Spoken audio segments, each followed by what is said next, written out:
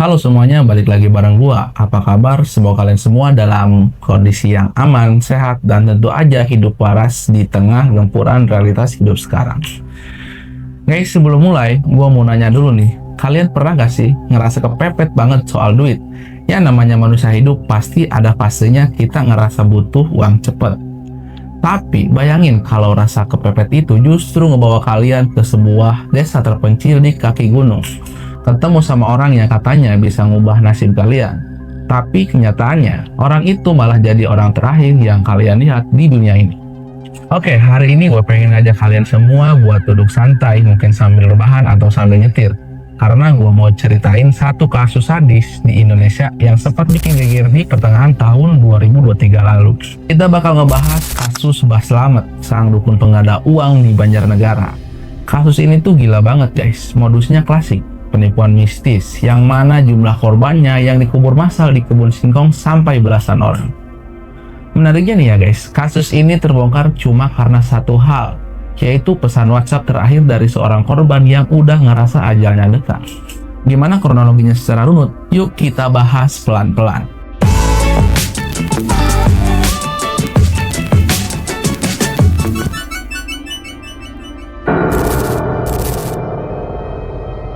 Oke guys, kita mulai cerita ini dari bulan Maret tahun 2023. Ada seorang pria asal Sukabumi, Jawa Barat, namanya Paryanto. Pak Paryanto ini adalah seorang pengusaha yang lagi terlilit masalah keuangan. Singkat cerita nih guys, dia dapat info kalau di daerah Banjarnegara, Jawa Tengah, ada seorang dukun sakti bernama Slamet Tohari yang bisa menggandakan uang. Akhirnya Pak Paryanto ini pergi ke Banjarnegara naik mobil. Dia sempat menyetor uang total sekitar 70 juta rupiah dengan harapan uang itu bisa berubah jadi miliaran rupiah. Nah, pas kunjungan terakhirnya di tanggal 23 Maret 2023, entah karena firasat atau memang melihat gelagat aneh dari si dukun, sebelum dia benar-benar hilang kontak, Pak Paryanto ini sempat ngirim pesan singkat dan Sherlock via WhatsApp ke anaknya.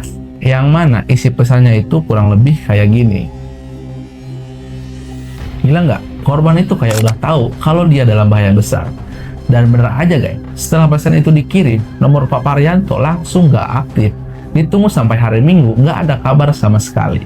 Pihak keluarga yang panik, akhirnya langsung berangkat nih guys dari Sukabumi ke Banjarnegara. Berbekal modal Sherlock terakhir itu, dan mereka langsung bikin laporan ke Polres Banjarnegara.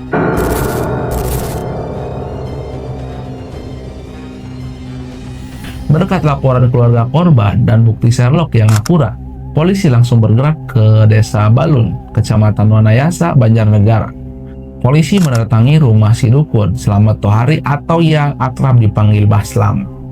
Awalnya nih ya guys, pas diintegrasi, si Slamet ini aktingnya pinter banget. Dia sok gak tahu, bilang kalau Pak Paryanto udah, tapi polisi gak gampang dibohongi. Setelah ditekan pakai berbagai bukti digital, mental si Slamet ini ciut juga. Akhirnya dia ngaku kalau dia yang membunuh Pak Paryanto, dan dukun Slamet ini mengakui kalau mayatnya dikubur di kebun. Mendengar pengakuan itu, polisi langsung bawa si Slamet ini ke area perkebunan singkong dan sayur miliknya yang lokasinya agak terpencil dari pemukiman warga. Disinilah momen yang bikin semua orang yang ada di TKP merinding. Polisi mulai menggali tanah berdasarkan petunjuk tangan si Mbah Slamet. Dan tebak apa? Yang ditemukan bukan cuma jasad Pak Paryanto guys. Begitu lubang pertama digali, ketemu jasad. Lubang kedua digali, ketemu lagi. Lubang ketiga, keempat, kelima, sampai polisi geleng-geleng kepala. Total ada 12 jenazah yang ditemukan terkubur di kebun singkong itu. Beberapa jasad bahkan udah tinggal tulang belulang. Karena diperkirakan udah dikubur sejak tahun 2020 atau 2021. Warga desa langsung geger guys. Mereka nggak pernah nyangka kalau tanah subur yang tiap hari mereka lihat di desa mereka ternyata jadi kuburan massal korban kekejaman seorang dukun.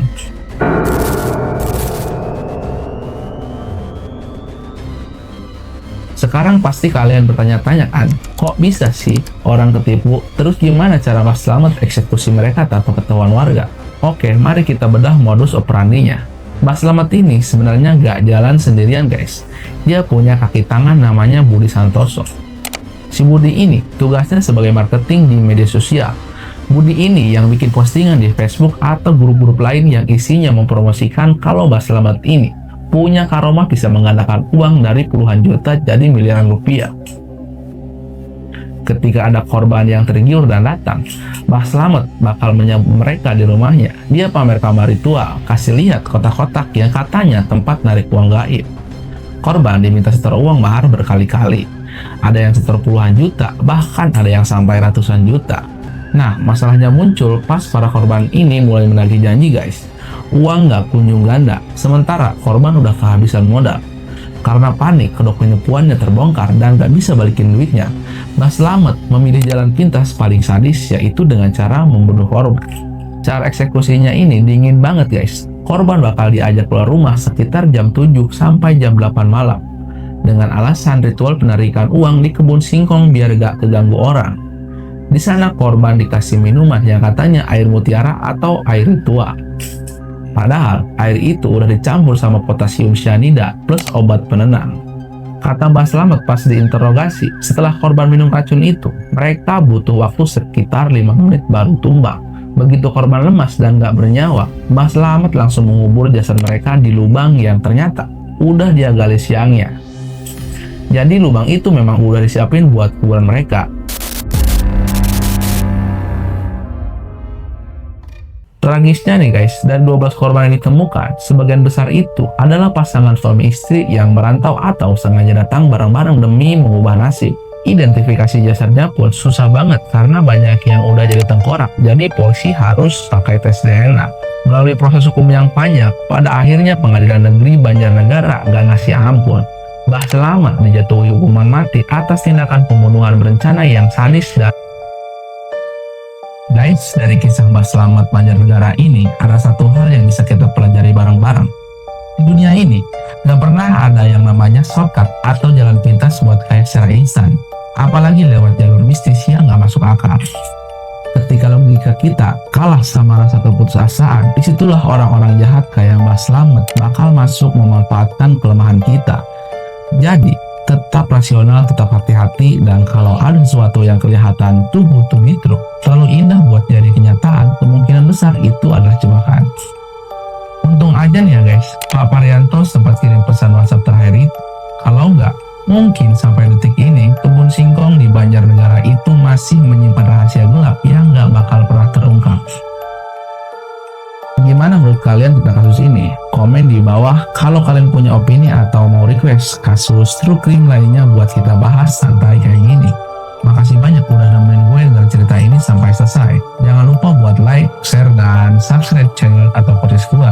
Stay safe, jaga diri kalian baik-baik, dan sampai jumpa di cerita berikutnya.